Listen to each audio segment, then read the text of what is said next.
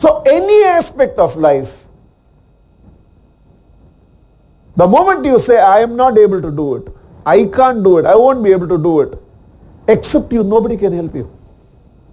Either you bail yourself out or you can, for your satisfaction we can speak about, you have to stay motivated. Please understand this.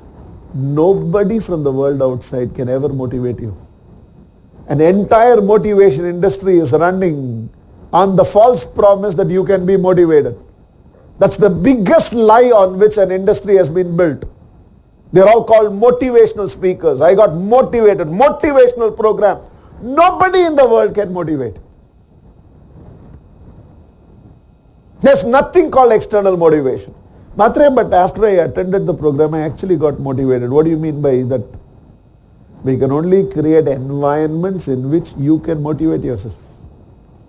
The same environment, one of you will be motivated, somebody else will not. At best what I can do is create an environment in which probably you can motivate yourself.